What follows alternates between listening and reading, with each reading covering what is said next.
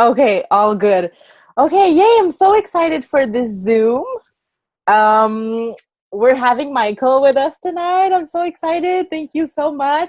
I'm gonna hand. Okay, you're already unmuted. Yay. Nice. So people were really excited about this. I'm recording it as well because I know a lot of people wanted to be on here but can't right now. Yeah, that's, Um, yeah, sorry. Go ahead.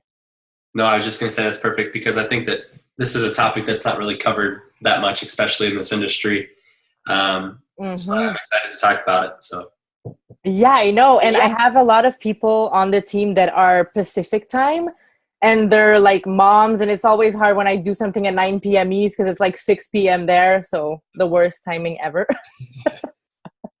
Okay, you guys. So we decided to do this Zoom. I had like a something come to my mind last week when I'm reading this book and Jack Canfield was talking about how you really need the millionaire mindset in order to like get the money and be successful with all that money. And he was talking about how people that win the lottery and stuff, they can like win and 1 year after they like usually don't have any money left or they are filing bankruptcy. Like it's one extreme to the other.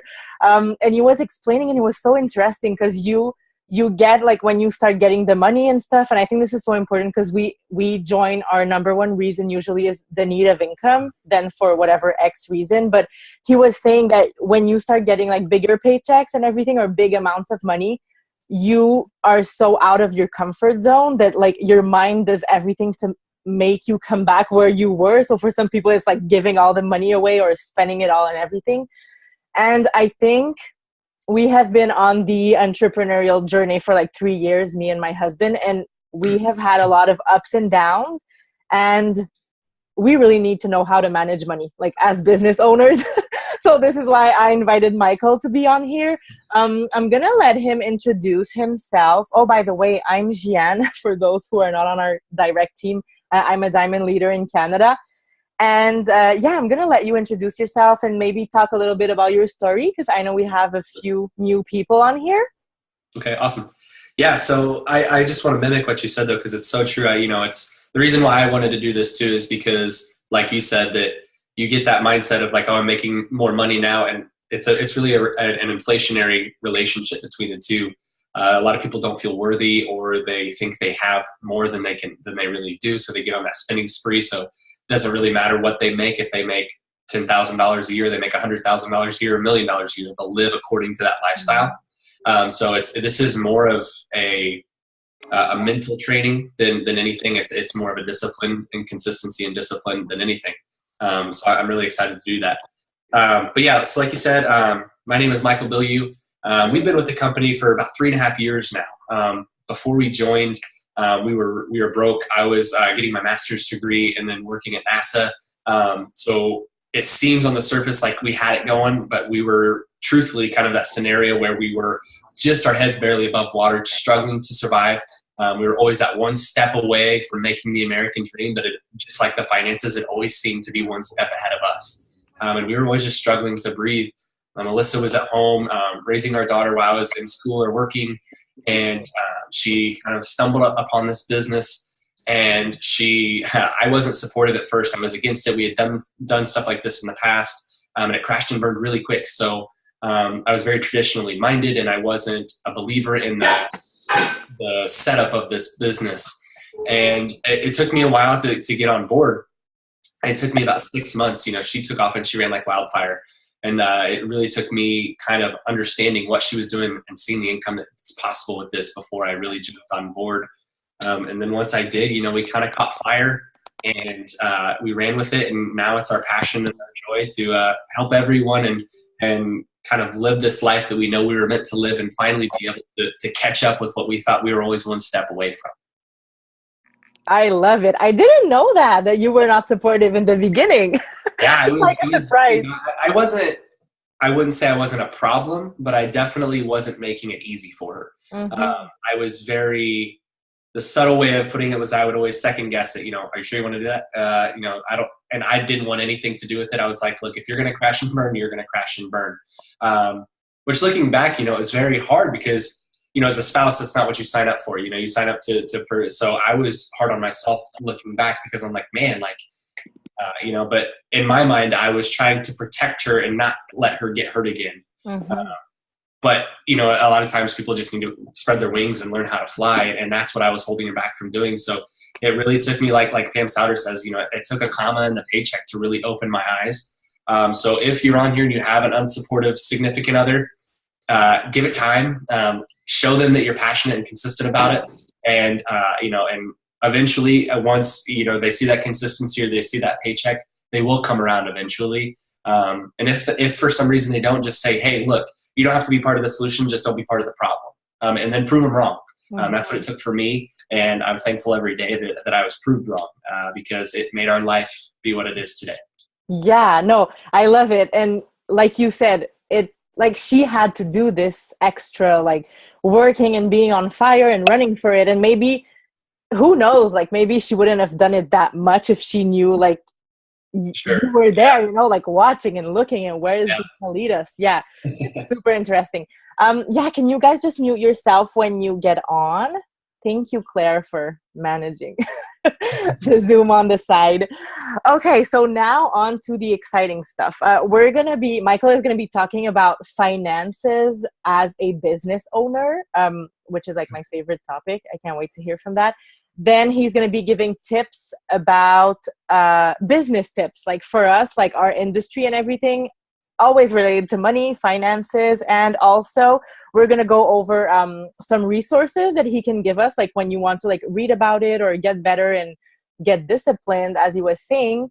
And always remember, if you have a question, you can put it in the chat, and we'll be happy to like allow some time at the end to answer that. So we could start with finances, Michael? Sure. Yeah, let's do that. So first, I got to give the disclaimer. I am not a financial expert. These are more just kind of things that I've learned along the way, some things that I've stumbled upon and failed at and learned through that way, or things that I was told by our financial advisors and other people in the industry. So if there is something specific to your scenario, I mean, you can reach out and I'd love to try and help you, but I can't give an answer to help every single person. It's not my field. And honestly, like my numbers, I was very illiterate when it came to taxes and everything like this beforehand. So I'm still only about 3.5 years into it. It's a crazy field. So let's talk about finances first. And the first thing that I think really that a lot of people have a problem with is whenever they start to see these checks, they say they hit the ground running and they start to make some money along the way. They see, let's say for Gian, for you, Diamond, the average is $2,000 a month. The problem that I see a lot of people get into is they say, I made $2,000 a month. I have $2,000 to spend. And right off the bat, that is that inflationary mindset that I have this much, now I can use this much. And the problem that people come into is they don't realize the scope of what industry we're in, the business we're in. First and foremost, taxes. So, as a 1099, you're going to have taxes that you're responsible for. They're not taken out like a normal W-2 or any typical traditional job that you would have. So what I always tell people, and this is kind of the rule of thumb for self-employment taxes, is save about 30%. So for $2,000 a month, that's what? Roughly $1,300 or $1,400 a month that you would have to spend. Mm-hmm. So save that, a few $100s a month and put it back.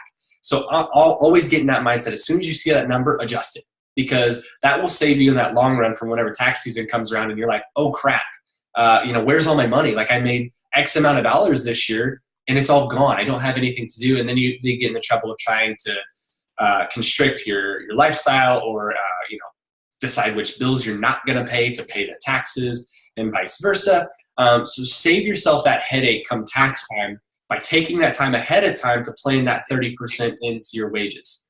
I always talk about too, I'm a man of faith and I always build my tithing into that. So 10%, on there, take that and adjust that off. So instead of that 30%, say that 40%, and kind of grow into that income. Always, this isn't a Quicken Loans type of thing to where you need the money now, right? This is an investment, a business opportunity that you're looking to be at for the long haul. So treat it that way. You have to reinvest into your business, and that includes that taxes. And in my beliefs, that's tithing. If it's not tithing, set it aside and save it as emergency funds. You can use it for whatever you need. It's super important to do that because life happens. You know, the refrigerator goes out, the car breaks down, child goes to the hospital, bills happen. So always taking an extra few percent off the top as emergency funds is always smart to do. And like I was saying, don't fall into that trap of thinking that you made annually what you would make in 1 month. So say if any of you are new to this business, right around January, you see this huge splurge in business, right? You know, you get New Year's resolutions, you get a lot of people wanting to start the year off strong, you get summer body mindset coming into play. So they're trying to get spring break ready, summer ready. So you see this huge influx of business. So you can start to see your checks tend to rise in those months. And the problem that you can come into is, say February, March rolls around, you make a crazy month, you make your highest paycheck ever, and you extrapolate in your head and you say, okay, if I'm diamond and I hit my first diamond check, that's $2,000 a month. Now I can make $24,000 extra a year doing this. You fall into that trap because now you're planning ahead for income that may not be there. So say, you know, in a slower month around the holiday times, whenever people aren't wanting to spend as much or give as much because they have you know, presents to pay for or something like that, or the winter's coming and electricity bills are going up. During those slower times, they may not want to spend, or you may not make as much because your customers aren't wanting to spend as much. So what happens if you're living off of that $24,000 a year and all of a sudden, you know, November, December rolls around and your check goes from $2,000 to $1,100 or something like that? You find yourself kind of in this, oh crap scenario, like I have all these bills now and I was making that much, my business fell apart. But you just have to realize that's the nature of this business, is it comes in spurts sometimes, and you have to just plan accordingly ahead of time. It's always better to pre-plan than it is to try and, you know, kind of disaster, you know, mitigate and worry about that. So never fall into that trap of thinking that. Along with that, those big months, the real one of the real stingers that you can get is it'll throw off your 1099 too. So say you had a giant month, say you're diamond, but you had a double diamond paycheck in one of those big months. If you go to, you know, get a car, get approved for something, some line of credit or something like that, they're going to see this and they're going to approve you for a lot. And then all of a sudden your income in later months won't be able to reflect that kind of income. They'll still approve you for a loan, but you'll find yourself in a bad spot now because you got approved for that car and now your payment's unmanageable, or, you know, the credit card limit was doubled and you didn't realize it and you start getting swipe happy and now you don't have the funds to pay it off in time. So it can throw off your 1099 in that regard and can get you falsely approved or higher than normally approved for some of those things. So really stay conscious not to get yourself into an overexpenditure kind of scenario. One of the things that I love to do whenever it comes to planning for money, and this is what I was told and this is what I love to preach people, is create a secondary bank account that you do not have direct access to. The reason being is out of sight, out of mind. You know, if you see, you know, especially nowadays on your phone, everyone has their bank apps, they can see it, they get text alerts, they get all these things. So they're constantly being reminded or can check, oh man, I have $2,000 to spend. You know, and again, if you're seeing that, you naturally want to think you have that available to you. So this is where that secondary bank account, most banks, they're free. So just go in and open it and say, I don't want a card to it. I just want to have the account there. Because if it's there, then what you can do, some banks do this, or you can do it like auto withdrawal, but you can say, okay, I want, you know, maybe that 10% tithing, or maybe I want, you know, that 5% or whatever percentage you can allocate to the emergency funds to that, for taxes. You can do it for taxes too. We've done that before too. Set up a dedicated account for just taxes. So come, you know, April 15th or 18th, whatever the date may be, you just go right into that account. You're like, oh crap, man, I have, you know, $20,000 I can pay for taxes or something like that. It's there and you didn't realize it because those auto withdrawals will take it out before it ever really hits your account before you know it. So again, out of sight, out of mind. Another possibility that we've done a lot is something called a money market. It works the same exact way as a secondary bank account. The reason why you'd put it in a money market compared to a bank account is the interest rates are just a touch higher. So not a lot. It's not like they're not typical investments where you're going to, you know, make 7 to 10%. I think it goes from like normal bank accounts, maybe like 0.1%. Money markets will be at about 0.3%. But if it's just going to sit there, you might as well make a little bit more. Another good thing about the money market is there's a wiring fee to do same day or next day transactions. If you want to switch it out, it usually takes about 3 to 5 business days. So you really have to plan to take that money out. It's not something where you can be like, oh man, I feel like I'm going shopping. Let me just switch that money over. No, it takes some time, and you don't want to, it's like a $10 fee. So it's an annoying fee, but it's a good fee for you. So that way you don't feel like it's immediately available. It's a mindset shift to say, it's kind of out of my reach. Why be penalized $10 for no reason? And again, those can be typically auto withdrawn. So that way, as soon as your paycheck hits your account on the 15th, you can automatically switch it out. You don't even realize it. And then all of a sudden, that percentage or your check minus that percentage shows up in your account. And then you can think, okay, I can spend that. They're just safe ways to safeguard yourself from spending all your money without realizing it. But I love the money market idea because it's the same scenario. But I would always recommend utilizing one of the two. Again, bank accounts are free. I think some money markets may cost a little bit to set up, but they're not a lot. They may be free in some scenarios. But check into your bank or financial advisor to see about those.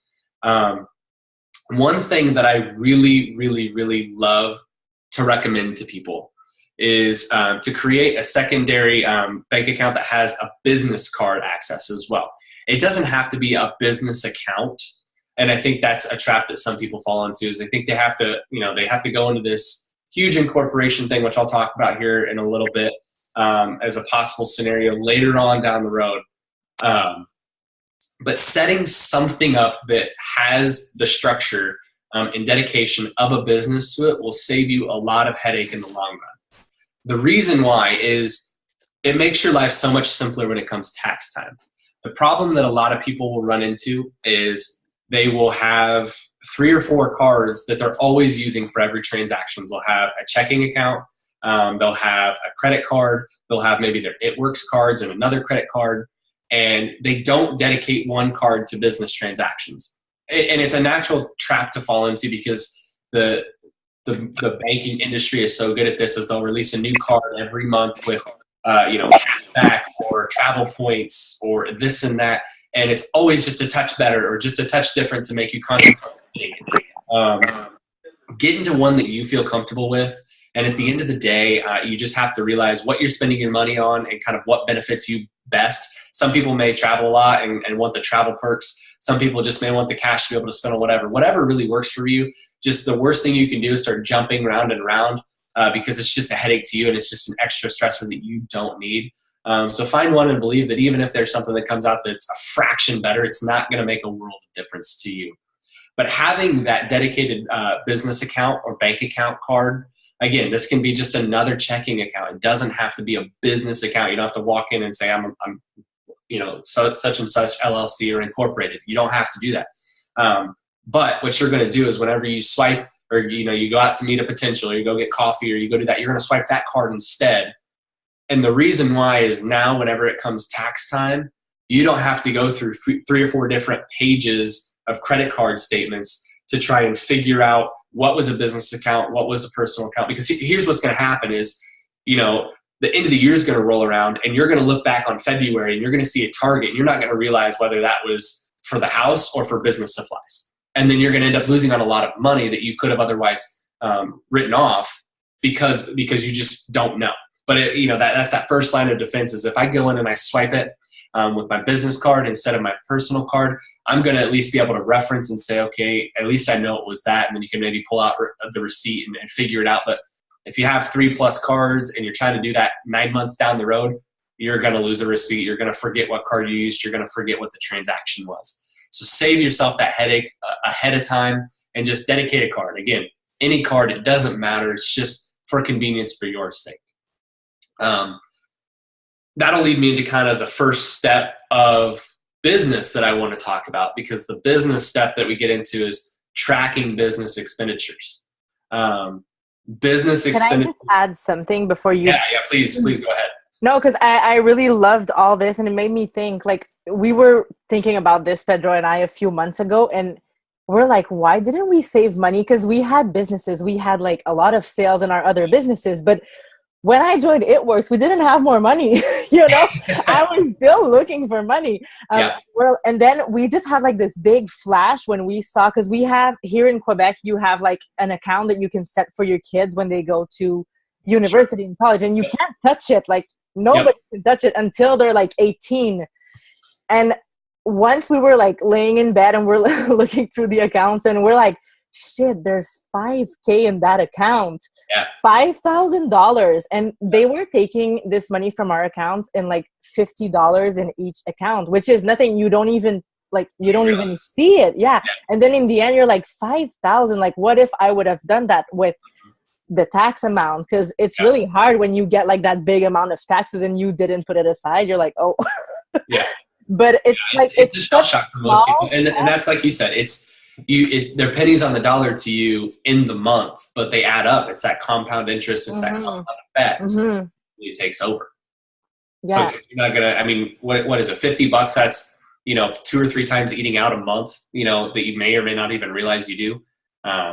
If you do that every month, it adds up. Yeah, exactly. It makes me think of the compound effect. If somebody hasn't read it, it's so good, and it pictures all of this. It's from Darren Hardy.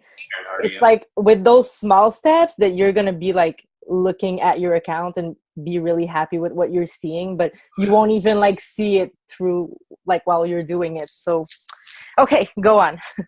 No, yeah, that's awesome. So like I was saying, the first step in the business that you can really do to help yourself financially and business wise is a way to track business expenditures. Like I was saying just a second ago, that business card, that bank card is a great way to do that. What it does is it kind of puts everything into one spot for you.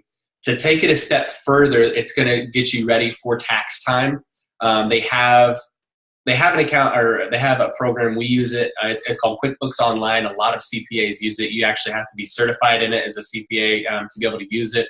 But what's nice about it is it can link to your credit card accounts. So it'll import into that every single month, all your transactions. And what's really nice about it is it'll actually file every transaction and categorize it. So say the first time you go through and it sees Starbucks or something like that, and you go in and you click categorization and you choose food and beverage or food and entertainment for the category. Every time it sees that transaction on that card again, it's going to automatically categorize it as that. So it's a compound effect again for this to kind of simplify your life, and it'll categorize everything for you to lessen your workload at the end of the year whenever you're filing all your paperwork, your Schedule C for if you're self-employment in the States. It may be different for you, Gian. I don't know what you guys. But for us in America, it's Schedule C, and they have categories, and you have to break it down and put dollar amounts in every single one of those categories. And so it's a really cool program. Now there is a fee associated with it. Obviously, that fee is a business expense. So it itself is also can be written off as a business expense. If you don't want to do that, I know a lot of people though that just will use Excel. If you're good with Excel or like Excel, you can do it all the same way. You set up your categories of everything, and then just kind of at the end of the month when you get your statements for your business account, you can go through and personally do it. You just want to have some sort of transaction history and categorization, so that way you can maximize your amount of write-offs at the end of the year. So Excel, obviously, if you already have it or have purchased it, it would be free after that purchase to run it that way. Or if you wanted to buy QuickBooks Online, there's different levels to QuickBooks Online. So there's you don't need the highest one, and we don't even have the highest one for us because that's for if you're a major corporation and have all these entities and employees and stuff. So we don't need that. I want to say we have the maybe second lowest one or something like that. It's very effective, and it's not too expensive. I don't remember off the top of my head, but you can just Google it and figure it out. But again, that's a business expense that can be written off as well. So it's worth it in the long run. These tips too for that kind of stuff is for QuickBooks Online. If you're new, you don't have to worry about getting all these things started off. Just kind of have a generic kind of idea and understanding of what you're looking for moving forward. So that way you're not just caught off guard. But don't feel like you have to go set up business entities and get all these programs and things that cost you money before you start. We say in this business that you earn as you learn. So you kind of just figure it out as you go. It's the same thing with this. 1 month or a few months, it's not going to kill you. You can always, I know a lot of people that that wouldn't even look at this until the end of the year anyways. So you're not going to hurt yourself by waiting to get kind of your feet underneath you and get solid in your business first. So don't be overwhelmed if you're new. Another thing that a lot of people talk about is wrap parties and stuff like that. You're traveling a lot, right? So you're going to have a lot of miles put on your car. How do you write off travel? You know, plane tickets are easy. You purchase them. That shows up on the business account. You write it off. But what about miles on my car? Do I write off gas? Do I write off miles?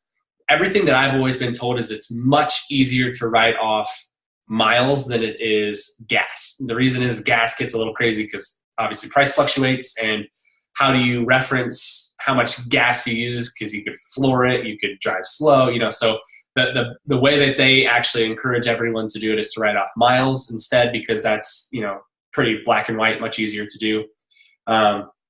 So figure out a way that you can kind of write those miles off and track those miles.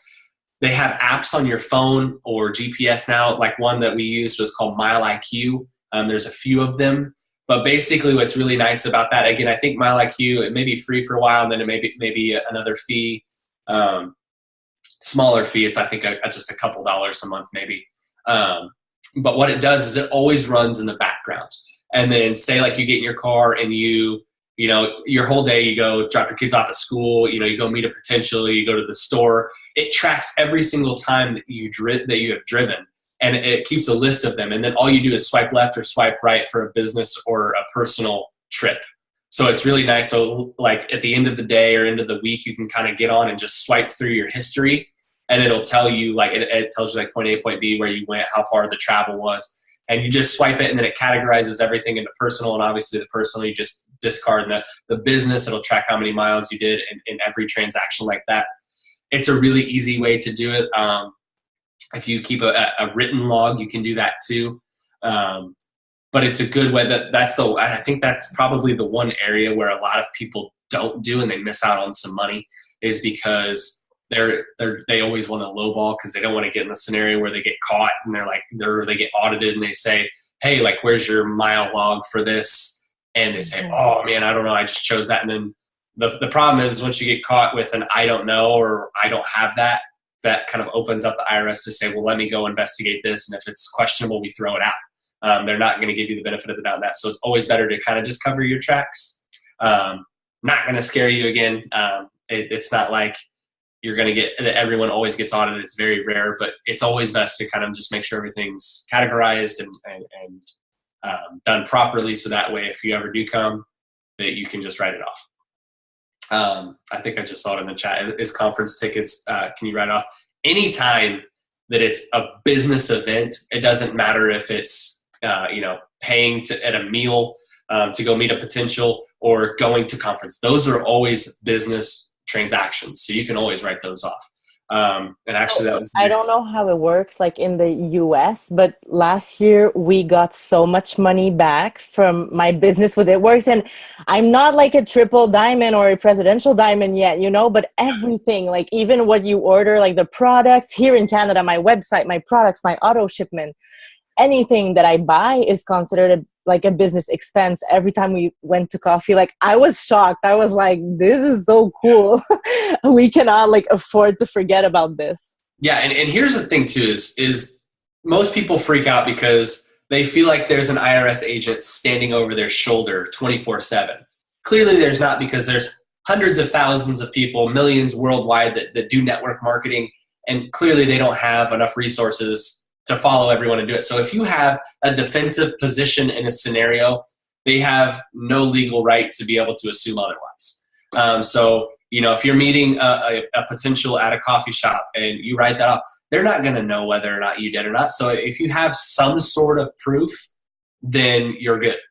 They just want to see that you took kind of that step of professionalism and legality to at least do something to show that you were potentially doing a business meeting. So always that's what we always say, is keep it safe, but don't miss anything. If you're going to those things, don't be like, oh, I'm not sure if this classifies. If it was a business meeting, then it can be written off.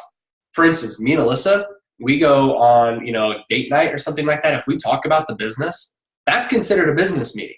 So that can be written off, because at the end of the day, we talk about the business 24/7. So if we go on a date night and we go out to eat, that can be written off because we talk about business all the time. The key here is what you can write off and how to write it off. So, and this is what I talk about too, is one of the things that people, they get in the problem of, they write like everything off, and that's a red flag. For instance, we met with our CPA and tax advisors, and they told us even down to Alyssa getting her hair and nails done, that can be written off as taxes depending on the scenario. So here's the thing is, like, if you're getting ready to go to conference or a giant meeting or something like that, your appearance does matter. You have to look a certain part. So if these, type of aesthetics co-align with those events or something like that happening that you can prove, like buying a conference ticket or something like that, and you went and got your hairs and nail done beforehand, they can typically write that off, and they have to allow that because your appearance, if you're going on stage or doing the Ruby walk or something like that, they have no idea what happens at this. But the problem that people come into is then they start writing off every single time they go and get their nails and hair done, and then that's a red flag to the IRS. So there are areas like that you can write off. Those business meetings, with a spouse or significant other. If it's one time a week, great. But if it's every single one and they're seeing you're writing off Burger King drive-thrus and stuff like that, it's going to be kind of sketchy. So just kind of be smart with it, but don't limit yourself to what you can do, because again, at the end of the day, there are some times too where maybe you go through the drive-thru and you blitz, the person at the window and they sign up. That could be considered a business meeting. But every single time you go through and grab the food and put it in, it's not, right? So they're going to see some scenarios and they're going to question it. So if you can validate some of them, they have no right to question that, especially if you've documented everything. So it's always playing that balancing act of getting everything you can, but not being so aggressive that you're writing off every trip to B-Dubs or Burger King or getting your hairs and nails done. So just be cognizant of that and just kind of understand the differences between those. Travel, like we just talked about, your plane tickets, your conference tickets, your hotel room, that is all written off. Your food while you are there is written off. Everything you do outside of souvenirs, anything that you have to do to survive or to get you there or be there is a business expense, because you have to be there technically for your business to succeed. So whenever you're at conference or something like that, you're writing all that stuff off. If you go out to a team dinner and you buy food, you're writing that off. If you buy any sort of foods outside of random snacks and stuff, you're writing that stuff off. So always make sure you're doing that, so that way you're not missing out on a lot of money, because these little things add up over time, right? So if I'm saying, like we talked about earlier, $50 a month for a couple times eating out, $50 a month over 12 months, that's $600, and that's all business expense that comes off of what you would owe in taxes. So always doing those will add up over time. Do you know, for auto shipments, someone is asking, I know here in Canada, we write off auto shipment. Everything that I purchase is eligible. Is it the same thing for you guys? We write all of our products off, because at the end of the day, they don't know if you're selling them or not either. Technically all of our products are sellable. So we write them all off, because if you get wraps, and you're selling them, then you're getting an expense. They don't know that you're selling them outright or that you have to keep stock. They don't understand a lot of times the nature of this business. So write it off, because you can also say it's a qualification for promoting your business, right? To be commission qualified, you either have to have 150 or 80. Why take the chances, right? So that's considered a business expense to be paid. So we always write it off. Anytime, even if we buy extra product, we write it off, because we can say we're going to a party, right? So maybe I need more wraps, or maybe fat fighters, I need to do a demo. Like, I always write that stuff off. Also, promotional gifts. For a lot of you new people, don't worry so much about this. But as you get higher and higher up in the company, your team gets a little bit bigger. Say maybe your team hits a big rank. Promotional gift, if it, anywhere from a massage to a dinner to all the way up to some ambassadors buy like Louis Vuittons. Those can be business expenses too. Again, now if you're going into Louis Vuitton every week and buying a purse, clearly there's a problem. But if it co-aligns with something, those promotional gifts can be written off, and that's a great way to kind of structure those kind of things, so you get the ability to kind of what's the word I'm looking for, to kind of praise your team for the work that they're doing, Mhm. and you're still not just paying out of pocket for it. It still can be a business expense. So always check on those too. Again, just be cognizant of what you're writing off, because if they see a consistent thing and you don't have proof, again, like if you're going into a store, you're getting a massage every week, and you're saying it's a business or a promotion gift every time, they're going to say, man, who's promoting, and prove it, So just be aware of that, but never sell yourself short, because that's a lot of money. Even again, if they're dinners or massages, that stuff's not cheap. So again, new people, don't feel like you have to do that. That is a common theme that you see a lot as people become leaders in the company. And again, even if it's a mug, $10, $5, just do it. Don't feel like you have to do that though. That's something that is easy to misinterpret. I'm just also wanting to put that out there, because I know that there are some leaders, diamonds and above on here. So if they have that question, yes, you can write that off. Yes, Haley, even if you're like a distributor, executive, it doesn't matter your rank. We've been writing everything off since we started. I mean, I think it's cool to ask the question when you're not sure, because yes, like the thing you were talking about, you can exaggerate, but I think if we run our business, we run it classy and ethically, you're just going to notice that on the daily basis, you have so many expenses that are business related. And sometimes it's things that you won't even think about yourself. But for example, the guy that takes care of our taxes, he was like, okay, but because I'm going to Tony Robbins' event tomorrow night. And he's like, but yeah.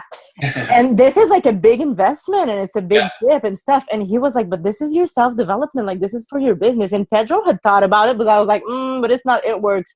But the guy was like, no. And that for us, we do all the time. Because again, you're developing your mind. Your business is only going to be as good as you are. So those events we write off all the time.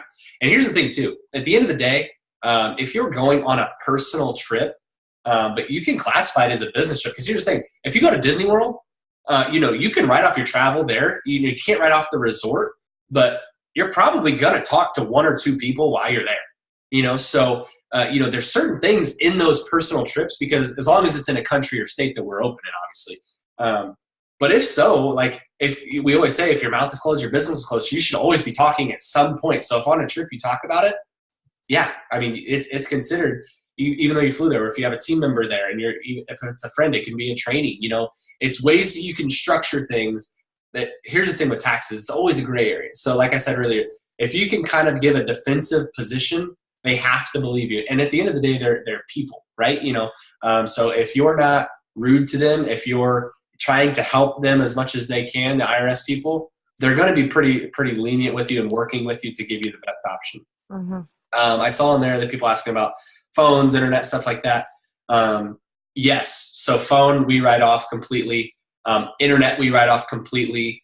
Cable, you cannot, but a lot of people, they package them together. So you're going to have to prorate in terms of, what your bill is and what your internet comes out of that. But that's all to run your business. Think about running a brick and mortar business, right? You can write off your utilities if you have a dedicated office. The thing is with that, it has to be a dedicated office. So this is what my financial advisor told me to do. Even if it's a bedroom, what you can do is frame it up to be an office. So take all of the furniture out, that's bedroom furniture or boxes for storage out, frame it up as an office and take a picture. Then you're more likely than if they audit you or something like that later on down the road, if they say, we need proof of an office. If you don't have a dedicated office, you can send them that picture, because the last thing they want to do is they don't want to send somebody out to your house to find that. So if you have a picture, they're going to accept it most of the time. And they're also not just going to show up at your house completely unannounced. But if you have a dedicated office, we write off 2 rooms because we have a dedicated office, and then we write off one of our rooms, or we have a secondary room that we framed as an office. And said it was my office and her office, right? Because sometimes you don't want to work together, but that's another way. Again, you prorate all your bills. You need water, you need electricity. So you prorate everything based on the square footage of that, and that's a business expense. Again, this is a lot to handle for new people. So if you're a distributor or executive, you don't have to worry about this necessarily yet until your business catches up with it. And please. No, but I think it's super interesting that I think the one thing that you can retain in your mind if you're new is that from now on, maybe you had no idea. A lot of people have no idea of this. So Like you don't have to like take everything that Michael just said and memorize it and go do everything, because it can be overwhelming when you're like starting and all. But everything related to your business, now you know that you can write it off for taxes and it's part of it, and it's good because you're gonna like get a part back. And from here, I think you can just like seek advice from who is whatever accompanying your couple or your family, or if whatever, you know. But Yeah. I think it's cool to know from the start though, because yeah, it's definitely a good reference moving forward, because I think a lot of people are like that too. They get to double, triple diamond and they're like, oh, hey, like, what about this? And then you're like, yeah, you could have been doing this like 6 months ago. Yeah. But a lot of times too, like if you get with good people, they can kind of work with you on that and backdate some stuff. But that's for whenever you get there. Another question I get asked a lot of time is filing taxes myself versus hiring people. My kind of rule of thumb is, I mean, if you know taxes, I wasn't a financial guy coming in. So I always, even before this, I had somebody file my taxes. I always recommend it just because they're a little bit more versed in it. Again, you can go ahead and go to irs.gov and print off a Schedule C if you're in America, to see what that looks like, to kind of understand the categorizations. But if you go to, say, even like an H&R Block or something like that, they're going to understand better what a Schedule C is. They're going to be able to walk you through it a little bit better. It's going to be a couple $100 probably to file that way. But again, that's taxes. That's a business expense for the next year. So I think it's a worthy investment. If you feel comfortable doing it yourself, obviously you can. Just know what forms you need as a self-employed person, 1099, Schedule C, those kind of things. Whenever you get, again, this is hardcore for not newbies. Whenever you get to a substantial income, I always recommend looking into a separate CPA. Here's the thing is because they understand business, and particularly our business, or some of them do, not all of them, will understand our business better than most. Network marketing is a weird way because we can write off a lot of things that most traditional businesses can't. So you go talk to these CPAs, interview them. And here's the thing, a lot of people may have friends or something that they feel like obligated to go. You should be interviewing these people, because if they don't understand this business, they're going to miss out on a lot of money for you. So treat this as a job interview. They're looking to be hired by you, so treat it that way. With that, typically, what I tell people the question is, do I incorporate? When do I incorporate? You have to have significant income, double, triple diamond, to really make it make sense. Again, incorporation, that's basically just becoming a legal entity, a legal business, to where your business would actually change from Michael Bilyeu to your business that would be paid. The reason why you do that is primarily, in our shoes, is tax purposes. Your effective tax rate drops a lot, but there are fees associated with creating a business entity, as well as the CPAs to do it. So we can always, if you're ever in that position to where you're kind of high diamond to double to triple, reach out to one of your leaders or me, and we'll kind of walk you through, if we think you're there yet, where you need to go, because it does need to make financial sense for you to get there. But eventually, I mean, everyone's goal is to go ambassador. So this is like what we were talking about with those write-offs potentially down the road, is just to have it in the back of your head. Whenever you're seeing some serious cash, some full-time cash, that's whenever, you can kind of start throwing around the idea and bring it up to one of your leaders to say, hey, I'm making a lot of money now. I need to be saving a little bit more if I can, and I don't want to be paying 30% on it. Depending on what it is, sometimes your tax rate can drop in half, depending on how it's set up, what you write off, and what you kind of structure it like. But yeah, I mean, we're talking to set those things up sometimes are hundreds, if not thousands of dollars to set up. So it only makes sense if you have that kind of money coming in. So as a Ruby or Emerald, it does not make any sense to go out and set up an entity like that, because there's paperwork and fees associated with it. But like I said, make sure you're interviewing these people, because they're managing your money whenever it comes to taxes. And if they're going to miss out on some of these things, or they have no idea what this market is, then they will miss some write-offs. Again, some of our leaders, if you're at that point to hire a private CPA, we have contacts that we all have, or local. Some people like local, some people like non-local, or just the best in the business. It really depends on what you're looking for and kind of where you're at in your business. But again, do not be overwhelmed. This is down the road if you're not there yet. But if you are there, feel free to reach out. It's a conversation that probably needs to be had soon to really save you some extra money that you don't need to be paying in taxes. Another thing, this is kind of that part 1B of after you become incorporated, another reason why to become incorporated, if you're at that point, is because now that you are a legal entity, you are now available to set up things like solo 401ks, other investment vehicles that are more traditional, that can come out, they're tax deferred, so they can come off of your effective tax, your gross tax dollars, which is really nice. So, I think I have it here. You can invest up to $18,500 in 2018 personally and match up to 25% of your wages. It's going to go way over a lot of your guys' head probably, but I just want to throw that out there. As you become incorporated, you become an employee of yourself, and that's that 25% of your wages. You pay yourself a wage, and the business takes the rest. So you can do that again, $18,500 and match up to 25% of that, or up to $55,000 a year, depending on whichever one's highest. Those are great ways to kind of go back to that original stuff we were talking about finances and throwing money back, because that is traditional 401k mindset. That is putting money back for retirement. It is kind of locked away. You can't really touch it without being penalized. That's going to compound over time and get you that retirement money you're looking for. But we get the added benefit of, we get to write that off on our taxes now, and then the taxes just come out. They're just tax deferred. So in terms of right here, right now, it's going to save you a lot of money. For instance, say as an ambassador, the average income I think is $30,000 or something like that.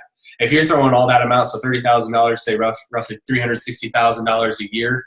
If you can take say $30,000, $36,000, and take that off of your net wages, that's a lot of money that you don't have to pay taxes on. So all of those things adds up. Your write-offs come off, your tax deferments come off. So that's just saving you money now that you're not paying. Again, that's way down the road for a lot of you guys. I just want to throw it out there so you know. But that is another benefit of getting incorporated like that, is having that long-term investment vehicle. And then you set up kind of, and this is what my CPA told me, is it's a 3-strike system, right? So you have your emergency fund, you have your midterm fund, and then you have your long-term funds. And you really want to make sure that this trio is always in place. Your emergency funds is your 3 to 6 month funds. Say the world is ending apocalypse style. You need 3 to 6 months of whatever your income is to survive. That's going to cover if for some reason business shuts down, we don't have any money. How are we going to get to the next source of income? So that 3 to 6 months, that's going to be your emergency funds or hospital bills, things like that. Your midterm funds, this is kind of where we also talk about that secondary bank account.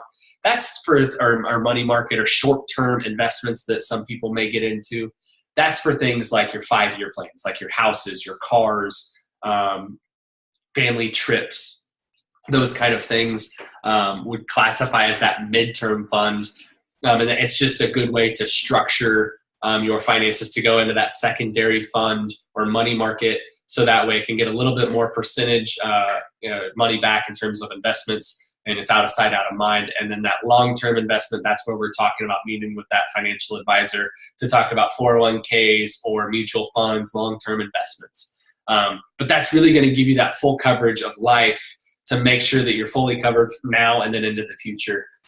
Because that's just something that, especially for a lot of us, none of us were business owners beforehand. A lot of us are, could be stay-at-home moms or traditional businessmen or traditional employees, and we have no idea. We're always either, going paycheck to paycheck, or we're just used to that traditional way of thinking. So this is a great way to kind of make sure you're set for now and then into the future. But again, those long-term stuff, that's way down the road for most of you guys. I just want to let you guys know so you have a plan moving forward. Yeah, this is so good. I'm like drinking everything. Now, what would you say, let's say somebody has a lot of debt. And I know like a lot of us have been there and are still there. And, one of our dreams with this business is paying off debts. what would be like your one advice for those people? Sure. I love this question. I'm glad you asked that. Don't pay debt off too fast. People get into this problem of thinking that I have a student loan, a mortgage payment, a car payment, a credit card payment. I made $2,000 a month as a diamond. Let me take $2,000 and pay it all off. You can get yourself into that trouble that we talked about earlier of, man, I just made $2,000.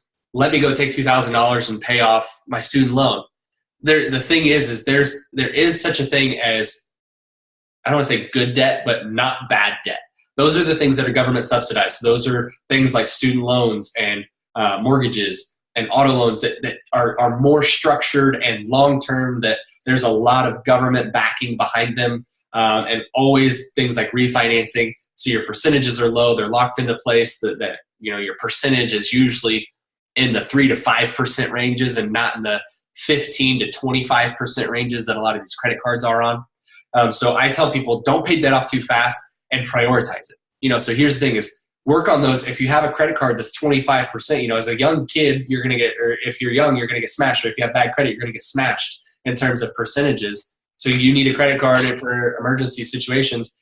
If you're in one of those scenarios where you're under 25 or something happened and your credit got shot, you're going to be in that 25-ish% sometimes. So pay those off first, but be smart with them. Again, pay them off as much as you physically can without overextending yourself.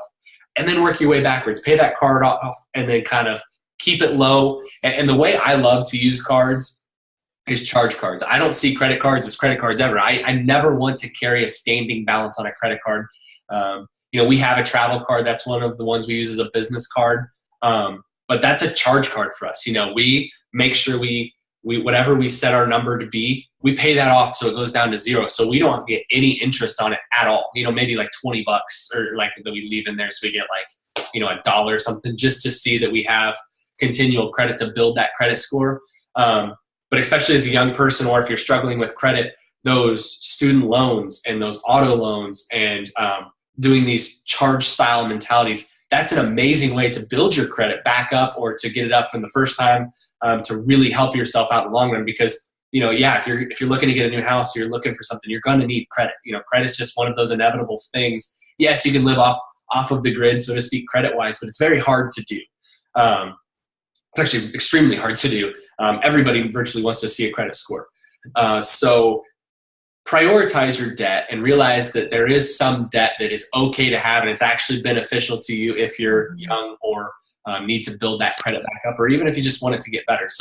But if you have a credit card, high percentage, pay that off first within time. Don't go over there, because a lot of people, I've seen it left and right, especially in this business, this is their secondary income. Sometimes they're working a full job and they'll just use that to pay.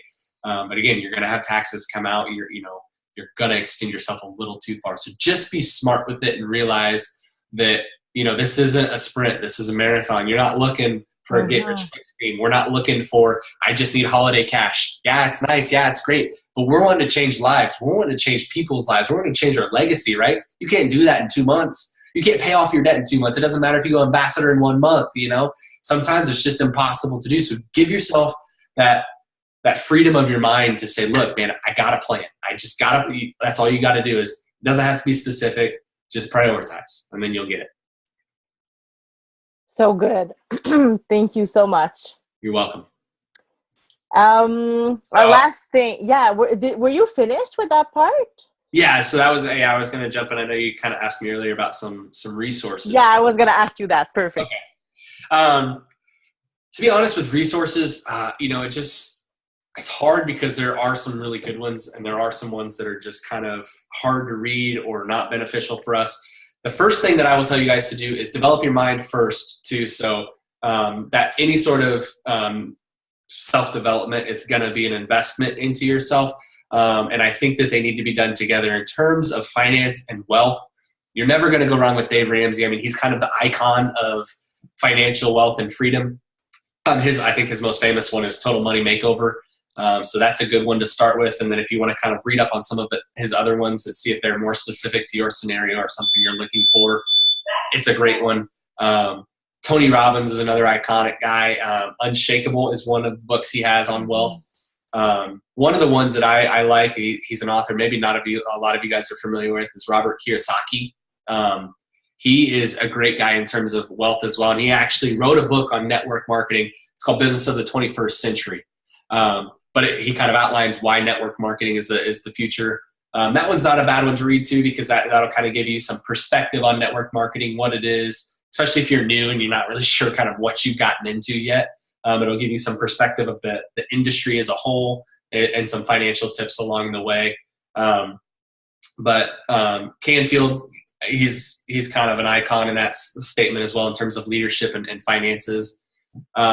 Personally, a lot of the guys I tend to go with are faith-based as well. So your Dave Ramsey's, your Jack Canfields, not so much just because it's my faith, but to me, if they're backed by a strong faith, that tells me their morals. So even if maybe I don't directly agree with what their religious stance may be, I know that they at least have a moral code and they're not out to screw the world to make a dollar. And that's important to me. But there's a ton of books you can do. Those are just some of the few ones I would give. And then also go on our team pages too, because there's a lot of resources there in terms of self-development, like I said as well. Some of them are self-development books for the mind. Secrets of a Millionaire Mind is another great self-development book that kind of it rewires your brain to think of how you look at money. Because I think that money is always been touted as evil, and if you're broke, it's because you're broke-minded. So books like that, Canfield does a lot of them. But Secrets of the Millionaire Mind is a great one to kind of rewire your brain because we don't realize kind of that we live a broke mentality until you read a book like that, and then you realize just flipping the way you think about a lot of things will have a dramatic effect on how you even look at money. And it goes back to the original statement of that inflationary effect. You'll see money as and he even says it in Secrets of a Millionaire Mind, is that we don't feel worthy of the money, so we feel like we have to spend it, or that kind of mentality. And then also in terms of, if a business crashes, you have to realize that you're behind it, and that you can build it again if you built it once. So it's more of a mental stimulation and a mental rewiring of how you look at it. But those are just some of the resources that I would recommend right off the bat for some of the newer people to finance or to self-development. There's a whole list of personal self-development books we have on a lot of threads and team pages as well that you guys can dive into. That's the single best thing you guys can do for your business as well, as just personal development. I mean, this is a hard business. It's a new business. And 90% of this business is mental. It's not always just about going out and signing people. It's about finding them. And the best thing about this business is also the worst thing about this business, and it's people. They're hard to work with sometimes. So training your mind is the best thing you can do. So good. So good. Yeah. They were even saying, like, it's often in our subconscious, right? You don't think you have those. Yeah. We call them those beliefs. Mm-hmm. But like someone that is used to selling, 4K during the month, if they sell way more than that in the first week, they're going to like slow down until the end of the month because they're like, this is too much. And in the opposite, if they get to the end of the month and they're like so far from the 4K, they're not going to sleep and they're going to be working like 24 hours a day because your mind has like wants you to get there, like where you're comfortable. So we really have to like get rewired. Yeah. And one of the things two things. One from Secrets of the Millionaire Mind is an abundance mindset that I love, that a lot of people feel like almost guilty or that like the money isn't going to be there, but there's an unlimited amount of money to be made. And that's the thing, is you don't have to step over somebody else or step on somebody else so you can succeed. There's unlimited money and potential to be made with this. And so constricting yourself and limiting yourself to the belief of that is very dangerous to your business, because the second a doubt creeps in or guilt creeps in, it's very contagious and it'll spiral out of control. Tony Robbins, he talks about, this is probably one of my favorite things that he talks about too, is he talked about in one of his videos that he constantly found himself hitting plateaus financially and how to get out of that, because he stopped setting goals.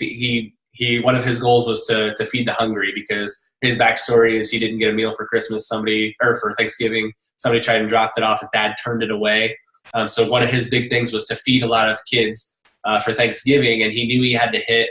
I don't remember if it was $1 or $3 million, but he had to hit $1 million the first thing, and then after he hit that goal, he hit it like way earlier than he thought. But after he hit it, he never saw his annual income go up. He was always stuck at $1 million, and it was infuriating because business was doing better. You know, he was looking at his profit sheets and his business success, and his business was growing, but he wasn't making anymore. But it all came back to his mindset of how much money do I need? And the next step he wanted to do, maybe it was feed more kids or something like that. And he upped his goal to $3 million a month or $3 million a year.